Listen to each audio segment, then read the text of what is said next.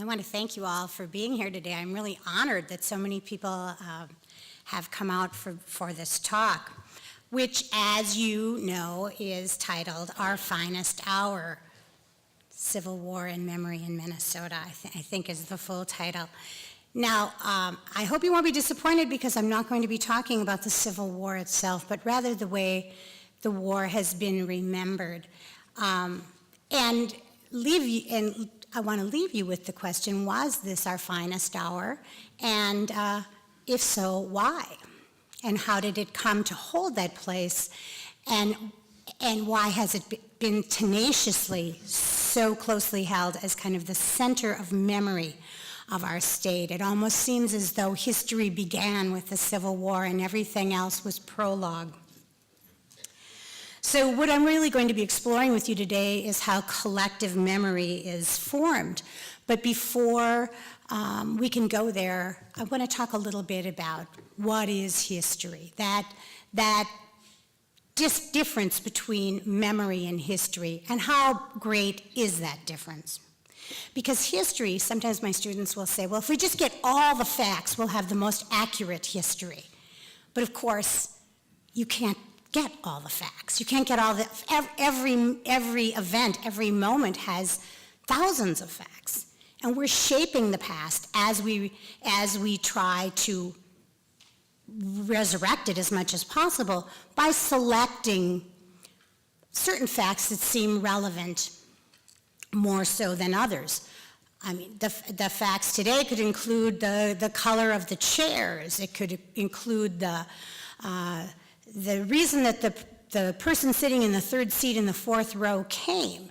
It could include the names of everybody who's here. It could include a giant mistake that I'm going to make in my talk. And all those things are facts, but of course they're not all relevant for pulling out the meaning of a moment in time, pulling out the meaning of history. And so even with the best of intentions, we can never fully recreate the past. So I want you to think of the past as a kaleidoscope. And think of all the facts as the little colored pieces of glass that are within the kaleidoscope. And they're all, let's presume that all these facts are true and accurate. But every time the kaleidoscope turns, you get a different picture. Not necessarily a false picture, but not certainly a complete picture as well. So collective memory comes from one turn of the kaleidoscope. And collective memory is often the product of a desire to capture heritage rather than history. And that's another distinction that I want to make clear before we really delve into the Civil War. Because heritage and history have two different goals. The goal of history is, to the very best of our ability, figure out what happened in the past and what it meant. What did it mean moving forward? How does it continue to affect us? And to do that, we have to deal with unpleasant things and sometimes really awful things, as well as the parts of the past that we like to remember. But heritage has a different purpose. The purpose of heritage is to weave certain elements of our past that tell a story about us the way we want to be, that confirm to us the good things about ourselves. And there's certainly nothing wrong with that, but you can't confuse heritage with history. And collective memory sometimes leans more towards heritage than history. And when politics get involved, as they almost always do when you're talking about history, it becomes even more complicated. And the Civil War is a great example of this.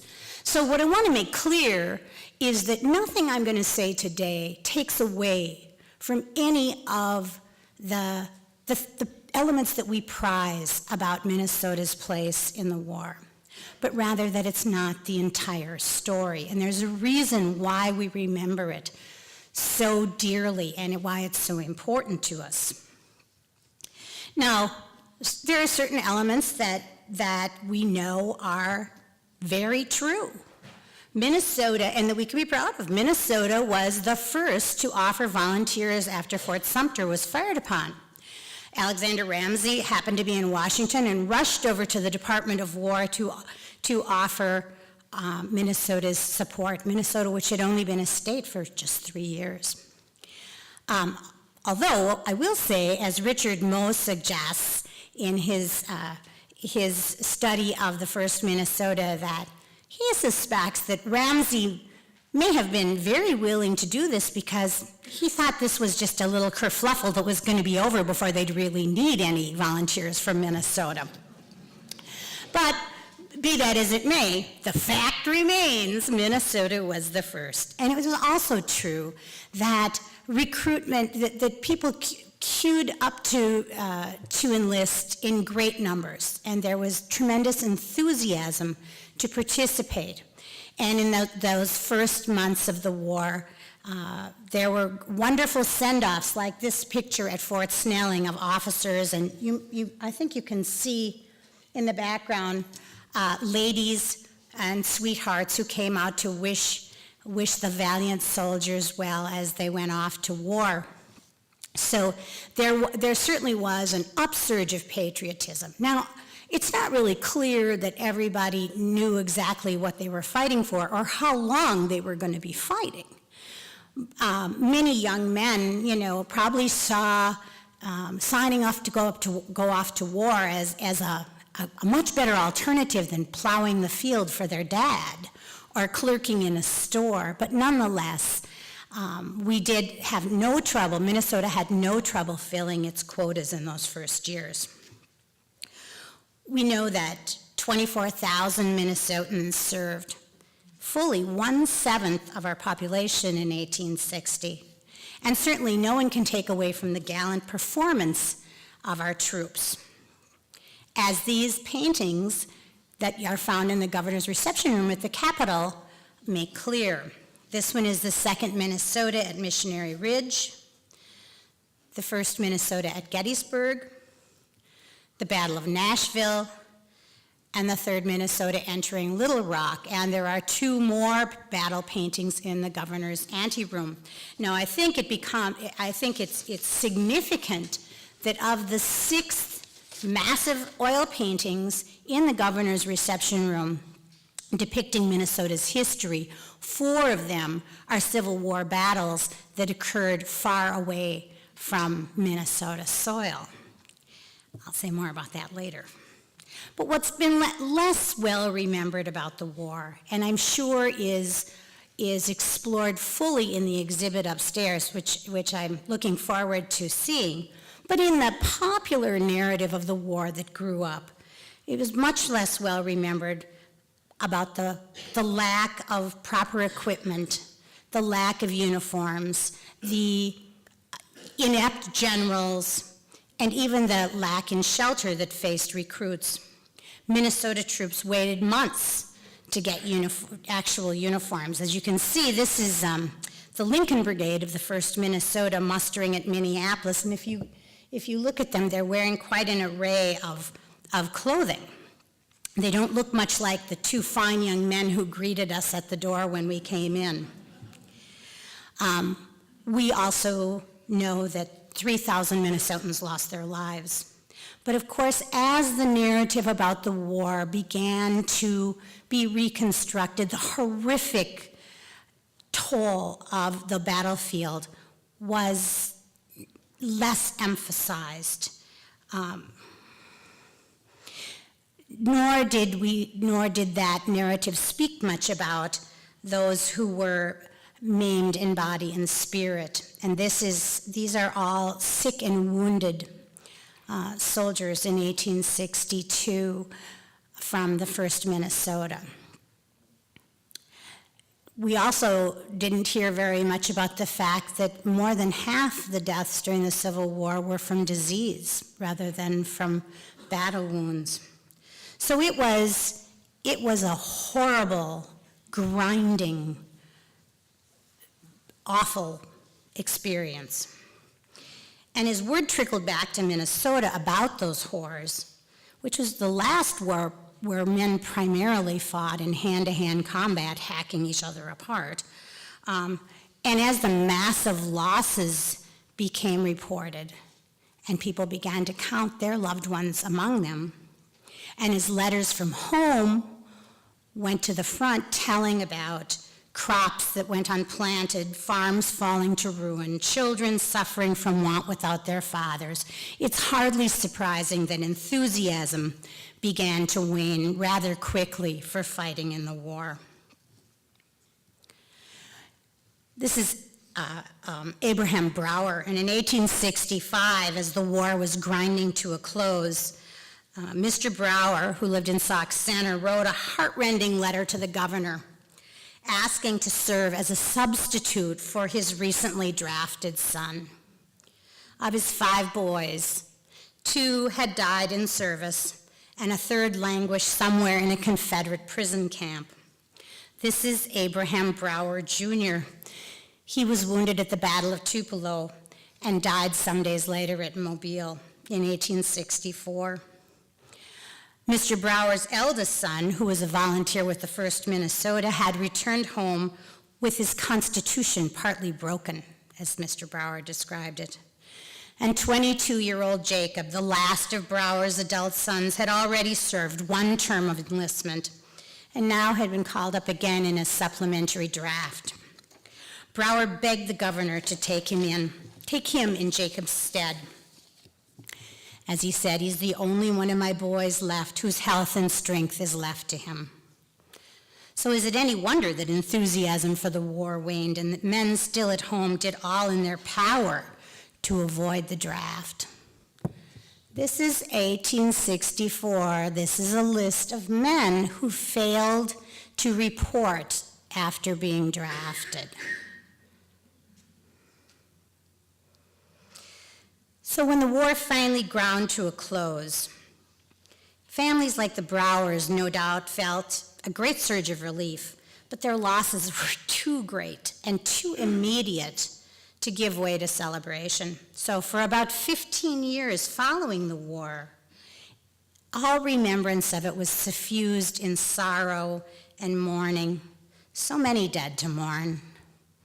Abraham Brower, Color Sergeant William Irvin, who's holding the tattered 1st Minnesota battle flag that he saved from Gettysburg. He survived Gettysburg, but he was wounded at Petersburg in 1864 and died 10 days later.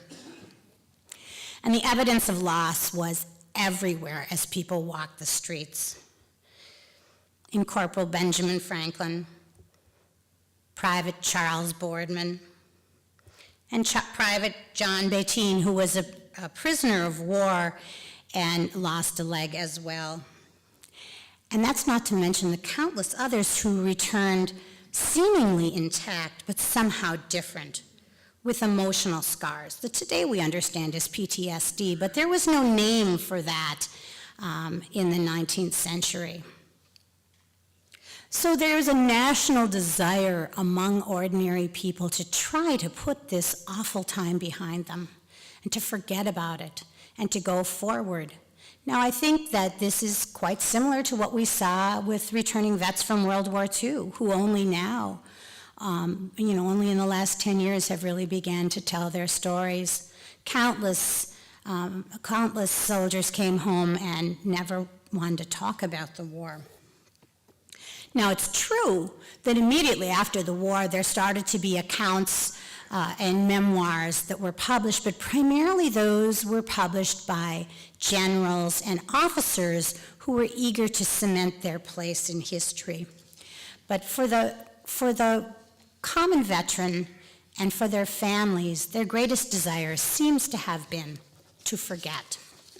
And one of the pieces of evidence of this, there are several pieces of evidence, but one that really strikes me is that for more than a decade, private efforts to raise funds for war memorials, or even a memorial to the martyred President Lincoln floundered for lack of support. So it was well over 10 years before any war memorial was erected. The only commemoration that really took hold in this time was Memorial Day, which the GAR, the Grand Army of the Republic, the most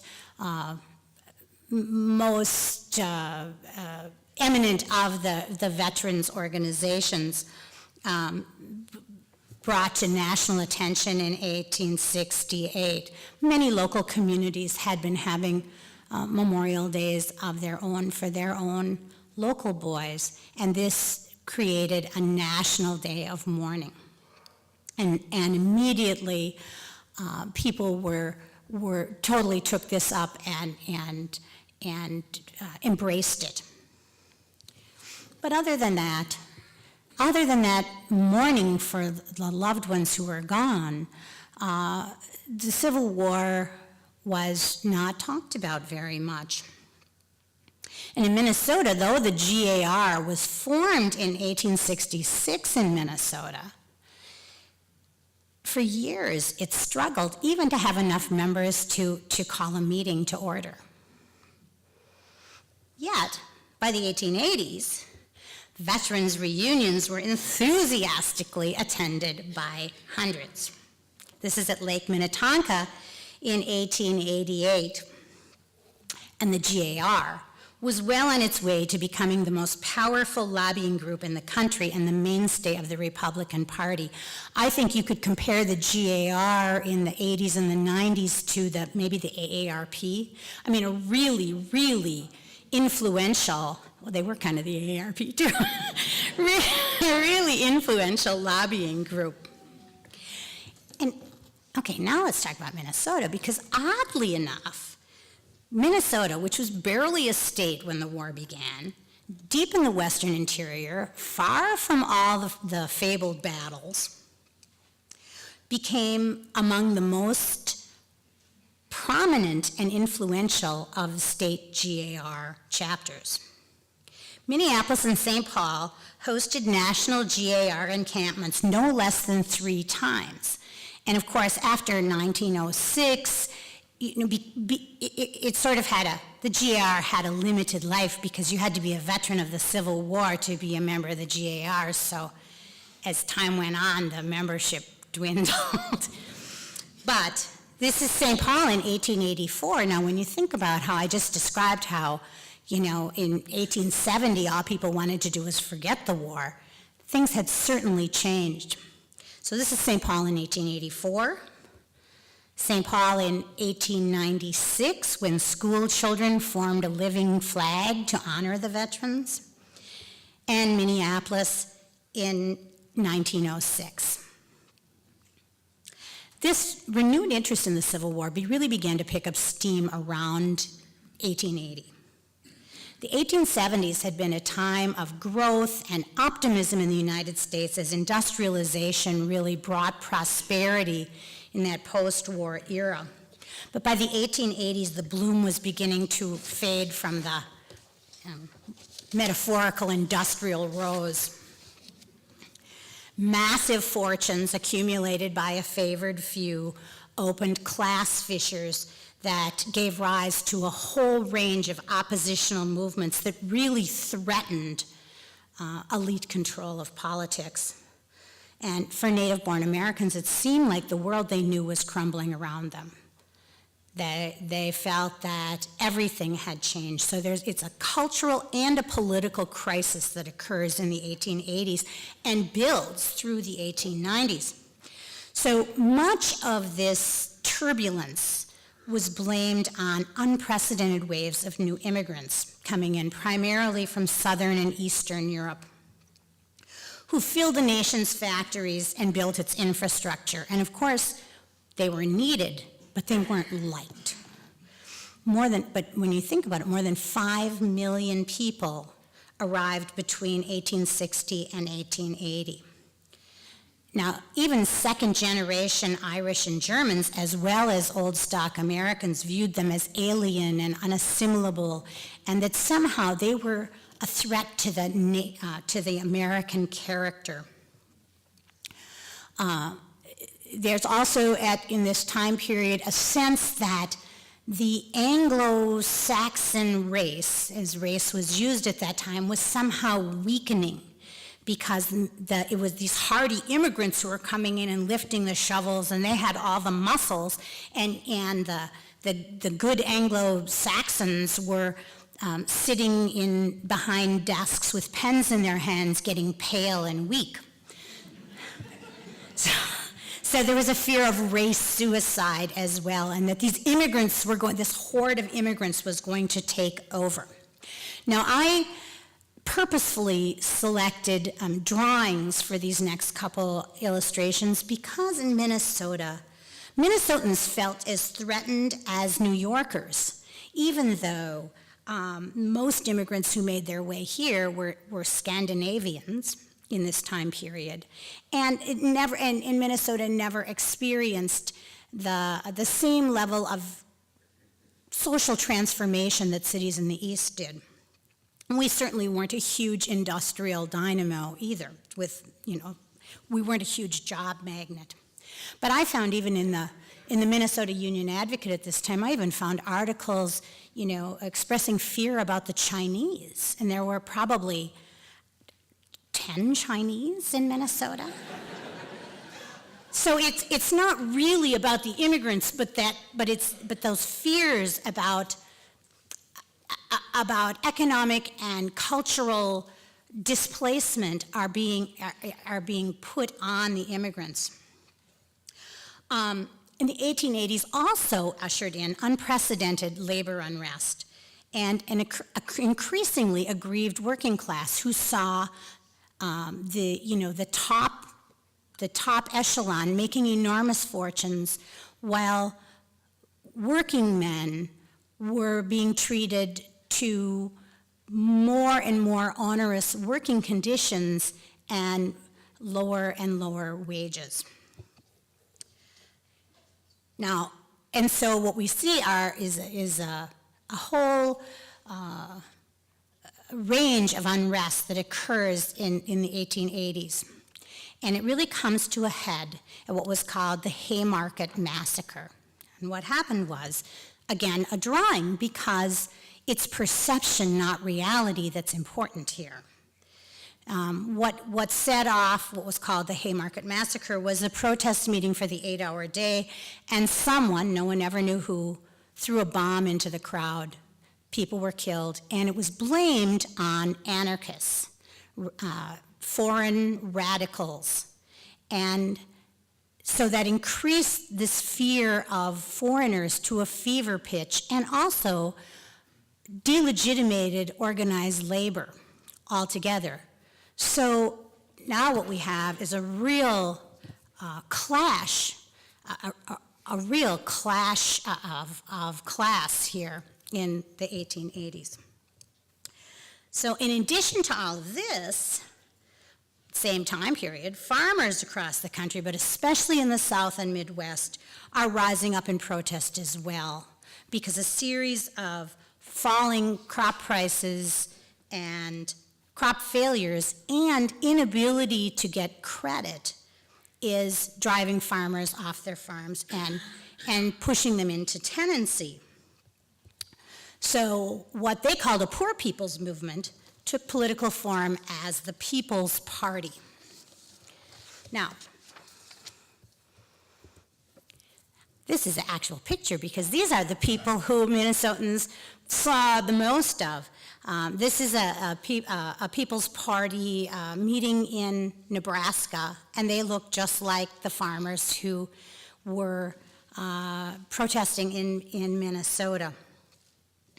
But they were portrayed as well as a rabble who were dangerous and who were going to destroy everything that America stood for.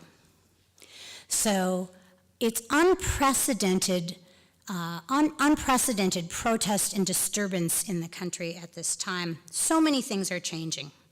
All this turmoil seemed to be tearing the country apart, and quite naturally had people thinking back nostalgically to times that were better, simple times when everyone cared about their country and for the good of their country and people weren't fighting with each other. Now, tell me why the Civil War fits this. I'm not quite sure, but in fact, the Civil War becomes the symbol, the container for all those American values that the middle class feels is being stripped away. So in the 1880s, what we see is an explosion of Civil War commemoration that appears with a deluge of popular literature, music, theater, public commemorations. Everyone would stand around the piano and sing tunes like When Johnny Comes Marching Home. But it was a reinvented history, a selective history of the war that celebrated both sides as equally valiant and honorable, and that both sides were representatives of all those core American values that are now being threatened. Sectionalism isn't the problem now, it's foreigners. That foreigners are threatening everything that they held dear. Now, as part of this reconciliation, the issue of slavery is completely purged from the celebratory rhetoric, and the Civil War becomes something about events that happen, but causes are erased. And slavery, of course, the main cause, is most fully erased. And I'm not going to really talk about that because the very eminent historian David Blight is going to be here next week, and that is, he's written a wonderful book called Race and Reunion, and he'll be talking about that important aspect of how Civil War memory was constructed. So I just want you to know that I know that was an important part of it. I'm going to focus on a different part of it.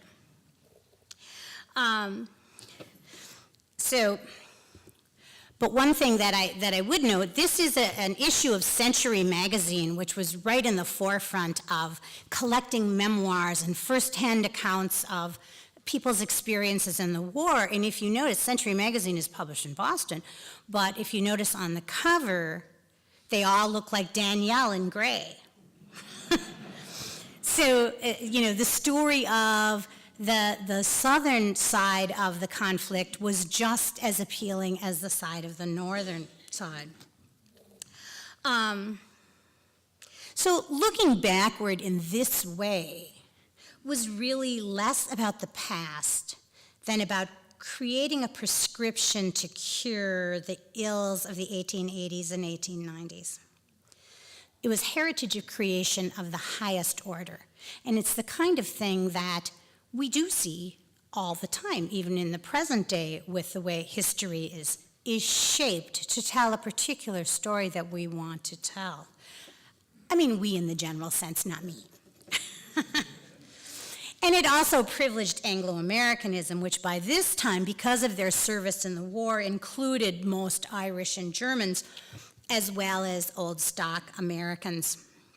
And it also goes without saying that this version of the Civil War privileged white supremacy, since in this version, African Americans were entirely written out of the script. Now, you might ask, why would Minnesota have bought in so fully to this cult of the Civil War? Because Minnesota certainly didn't experience the level of social disruption that so distressed cities to the east. But actually, veneration for the Civil War in Minnesota served it in several important ways. Just as we saw many Irish and German people volunteer to serve in the war as a way to affirm their place in the American polity, to affirm their Americanness. The same thing is true in a slightly more abstract scale about Minnesota as a state, that Minnesotans collectively celebrated our state's participation in the war just, truly just barely in the Union, out on the edge there. And that helped, but that patriotism, that service in the Civil War, helped to situate Minnesota symbolically and rhetorically as an integral part of the nation, rather than as what was perceived up to this point as a foreign and is sort of semi-civilized outpost on the fringe of the American empire. So it was really an important cultural project to situate Minnesota as part of the nation. And also, by 1880, Minnesota's population had grown exponentially. When we think about the fact that the first generation of settlers in Minnesota were almost all native-born Americans. I'm talking about settlers, not the people who were here before territorial times. But by 1860, the population had grown from 172,000 to 780,000. And a great proportion of those people are foreign-born because we have land. During the 80s, it continued to mushroom until Minnesota's population reached 1,390,000 by 1890. Think about how that changed things. So one of the things that got in the way of this cultural project of situating Minnesota as quintessentially American is that in 1880, 30% of the population was foreign-born. And what's even more significant is 71% were either first or second generation immigrants. So we were a very heavily immigrant state. So that participation in the Civil War, that embrace of the Civil War, of our place in it, was doubly important. And for the old settlers, those who belonged to the territorial pioneers or the Old Settlers Association, they were quite concerned that their sturdy Anglo stock, just like those people in New York, they were concerned that they were going to lose their cultural authority to this new flood of Scandinavians and non-English speaking Germans. And so those values that are exemplified by the Civil War generation are really important, are seen as really important as a model and a tool to teach new immigrants how to be American, to teach them how to conform to Anglo-American values. So again, that makes our participation in this iconography of the Civil War really important. And for the aging veterans themselves, the memories that they carried now were not quite so painful, and they were in their 40s and their 50s, and they had also received generous pensions as veterans of the war, and they received a great deal of adulation now with this renewed interest in the war. And so, of course, that is going to encourage them to look fondly back at their experiences and remember those elements of camaraderie rather than the elements of it that probably gave them nightmares for many years. This is a picture, I really enjoy this picture, because when they would go to these encampments, they would stay in tents and try to relive the experience of the war without anybody getting killed. And they would eat hardtack and beans and talk about the good old days around the campfire. So here we have the Minnesota GAR, which had hardly been able to muster any members in the 1860s, and by 1890 it had grown to over 8,000 members. Nationally, of course, the GAR was the most important lobby and a key component of the Republican Party. And now we get to the politics. Because the Republicans never needed the old soldiers more than they did as the election of 1896 approached. populists and Democrats had formed a coalition, so that's the farmers and the workers, had formed a coalition to challenge the Republicans, who by 1896 were very clearly the party of business. And so here's the big surprise. Minnesota was centrally important in securing victory for William McKinley. Now, who would think that Minnesota out here in, flyover land, even when they couldn't fly? I really like this. And it's all due to the political savvy and very deep pockets of the kingmaker, James J. Hill, and his willing lieutenant, Archbishop John Ireland, and thousands of veterans of the Grand Army of the Republic who he enlisted as his assistants in this project. So here's how it worked.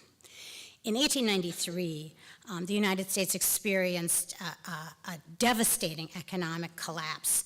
The country entered the worst depression it had ever experienced, and the worst ever up until the 1930s. Agricultural prices plummeted, violent labor strikes erupted all around the country, and including one in St. Paul against James J. Hill in the Great Northern, where James J. Hill lost. And so you can imagine he wasn't eager to see that happen again. Minnesota and all the Midwest were hotbeds of labor unrest and farmer discontent. And so the Republicans turned to the already popularized memory of the Civil War to discredit William Jennings Bryan, who was the Democratic candidate, and to stigmatize, and this is really, I think this is really important. They worked to stigmatize any kind of critique of class inequality as unpatriotic and even treasonous. So, as the Republicans spun it, I guess you'd say, the Democrats were fomenting a class war that would destroy the Union. The Union that those Civil War veterans had given their all to save. And now these Democrats were they were the new secessionists. Now, this populist challenge was no small thing. And the Republicans knew if they were going to defeat this Democratic populist fusion, they had to hold the Midwest. And there was, as I said, a lot of discontent in the Midwest. And James J. Hill stepped up to save the day.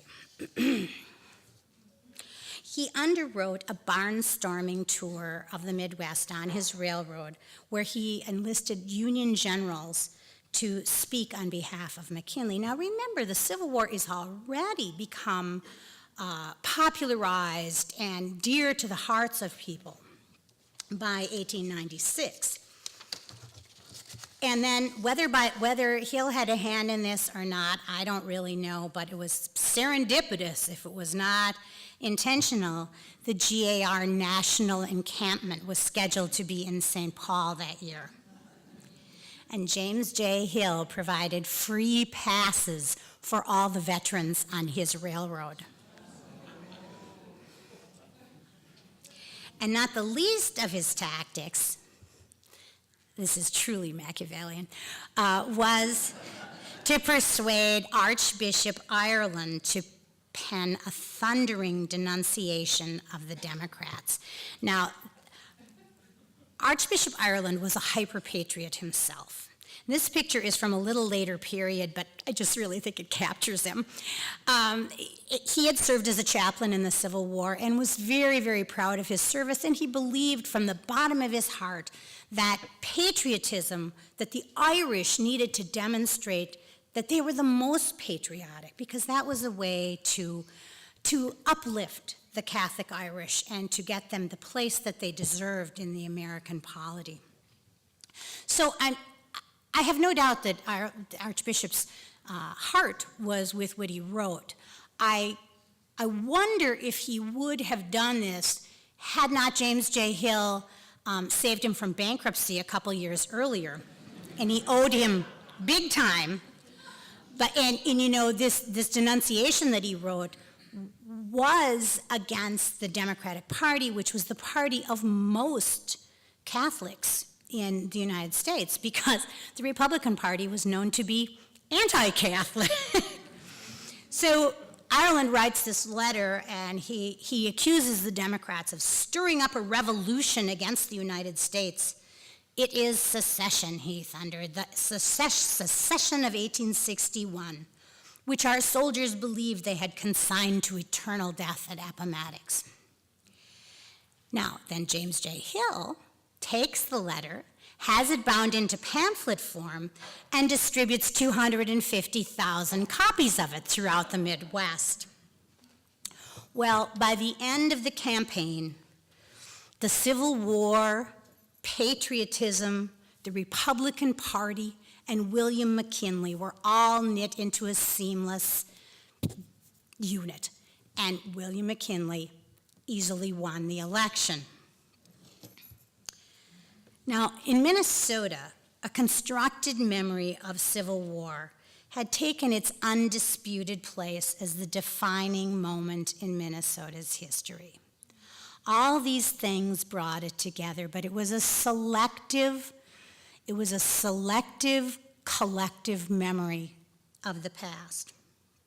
And everything that came before was simply the prologue to history. It was so important to people. And as evidence, I return your attention to the Capitol, which was not completed until 1905, which is 40 years after the war ended. The third Capitol, the Marble Palace Capitol. And still, commemoration of that war held a central place in that new marble edifice, to the point that you could describe it almost as a shrine to the Civil War. And this is another of my favorite images. This is the first Minnesota escorting the battle flags from the second Capitol to the new Capitol. And no one questioned that those venerated flags represented Minnesota's finest hour. And if you've ever visited the Capitol, you find evidence everywhere commemorating the Civil War. And those first four paintings that I showed you, remember, keep that in mind. And of course, now we come to the elephant in the living room, so-called, which is the Us Dakota War of 1862, which I would argue had a far more profound impact on the future of Minnesota than did the Civil War. And yet until really quite recently, most Minnesotans knew nothing about this centrally important event. I can't tell you how many of my students have never heard of it when they come into my classroom the first time. And once again, the Capitol serves to illustrate the point. Now, at the time that the paintings for the governor's reception room were commissioned, I believe it was around the same time that this painting was done, perhaps at the urging of people in southwestern Minnesota, New Ulm, and that region, to commemorate the Dakota conflict. And yet this painting, this is The Siege of New Ulm by Anton Gog. And it's always been consigned to an inconspicuous hearing room outside the general visitor's path. And I would be willing to bet probably my last dime that it's not because of sensitivity to Native Americans. But forward-looking Minnesotans who were eager to portray Minnesota as a cultured, civilized part of the nation had no desire to bring to mind what they called the Sioux Massacre. Even in the midst of the Civil War, that conflict on the Minnesota frontier had gotten national attention, even international attention. And immediately in the aftermath, a whole cottage industry grew up with sensationalized accounts of those days in August. Stories like Indian Jim, A Tale of the Minnesota Massacre, and even in German, as far as Germany, the story of the Dakota conflict was was disseminated in the most sensational terms. And of course, the gorier and the more sensational it was, the better it sold. And so the more gruesome it was, the better. And so the stories got more and more exaggerated over time. Now these are two panels from a panorama that was created by an artist by the name of John Stevens, not a very good artist either, in Rochester. And he made quite a killing taking this panorama around the Midwest along with a narrative that told his version of what happened. This is a little excerpt from his text. Flaming cabins, scorched settlements, the ravaged farmsteads and murdered infants, the suffering, torture, and privation, the storm of fierce, savage murder in its most horrid and frightful forms. And as you can see, always the emphasis is on the violation of women. And this last picture is a young girl who's being cut to death inch by inch while her mother is forced to watch. And of course, that's a totally fictitious story. Now, that's not to say that, of course, the Dakota conflict was a horrible loss of life and just a horrific event.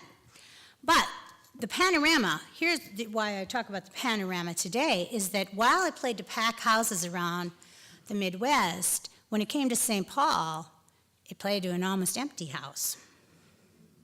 Because once the Dakota were exiled from the state and the Ojibwe banished to reservations in the far north, promoters didn't want to talk about what had gone before. And so they strove, this was a conscious cultural project, to replace the image of bloodthirsty savages with a romantic, idealized image of the noble savage who had vanished somehow peacefully into the myths of legend. And of course, the reason for this is that now the war is over and they need to bring people into Minnesota to develop the state. And of course, it's not the best, attraction to suggest that you might be scalped any moment. So, and not to make light of this, but truly, there is a cultural project to remake the image of the Indian in Minnesota. And so we see this just as we see a proliferation of Civil War memorabilia and songs, we see a similar remaking of the Dakota and Ojibwe people, whether in songbooks, or one of the most notable, of course, is the sort of veneration of Hiawatha. This is, at Minnehaha Falls. Minneapolis is rife with Hiawatha images, even so far as it becomes a marketing tool for Minnesota-made products. And the great success of this transformation, I think, is most vividly illustrated in the founding of the town of Pipestone. And this is one of my favorite examples. Because Pipestone was founded at the site of the very famous quartzite quarries that were known for the stone from which pipes were carved for the Dakota people. It was an important site for them, a sacred site for them. And so the founding of the town of Pipestone is promoted as the site of a mythic past and reputation as a place of peace. Now here's an image of the so-called legend of Pipestone. Now the town was founded in 1873 by a group of Iowans led by an Iowa druggist in the midst of an economic panic. And his idea was that the attraction of this Indian legend and being close to this quarry would draw people to settle there, even though it was less than a dozen miles from Indian territory, almost 100 miles west of New Ulm, and 40 miles from the nearest rail line. And the promotion was a success. By 1879, Pipestone was a full-fledged community, and its so-called Indian heritage became an integral part of the town, where the Song of Hiawatha pageant was an annual event for more than 60 years. And that the idea that mythical image of the vanished, peaceful Indian could draw people in the 1870s really suggests how successful that campaign was to reshape people's minds about the place of Indians in Minnesota. And the Song of Hiawatha pageant drew thousands to Pipestone every year, and when they finally gave it up in 2007, it wasn't because it lacked popularity, but rather that they just couldn't find enough people in town who were willing to do the work anymore. At least that's the way it was described to me. So the memory of the Dakota conflict has been both confused and contested, and at least in some cases entirely forgotten. This is a monument in New Ulm to the defenders of New Ulm that was erected by the state in 1890. In the 1940s, we see a statue of Little Crow on the banks of the river in Hutchinson. Hutchinson was burned to the ground during the Dakota conflict, and of course Little Crow was the most well-known of the Dakota who participated in the conflict.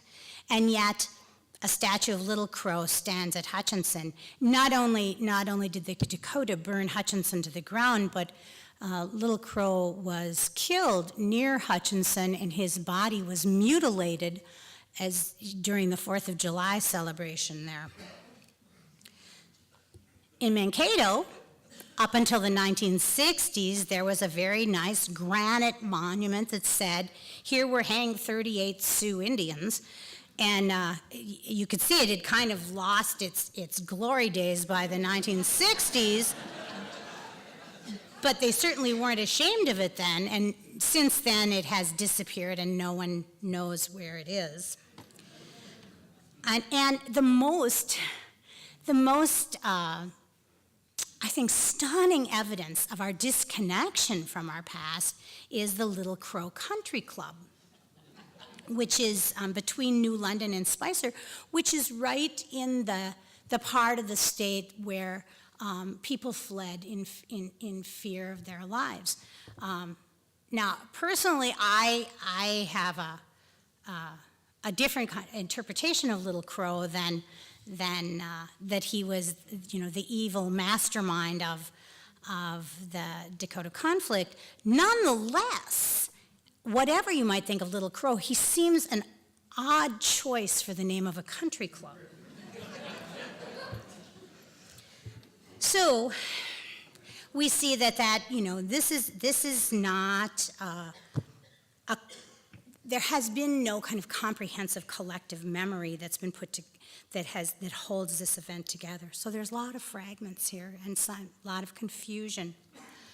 Now, in contrast, the Civil War, the narrative of the Civil War has endured largely unchanged in popular memory, and I know going to this exhibit will certainly expand our understanding of the Civil War, but as far as our popular memory goes, the Soldier and Sailors Monument was erected, you will recognize this, in 1903 by the GAR, and it stands today in the same place and carrying much of the same message that it did in 1903. So Minnesota had a lot of finest hours and I think, and a lot of worst hours. And before we're too willing to accept a popular narrative of our past, it does us well to look behind the granite obelisk, I guess I'd say. So thank you.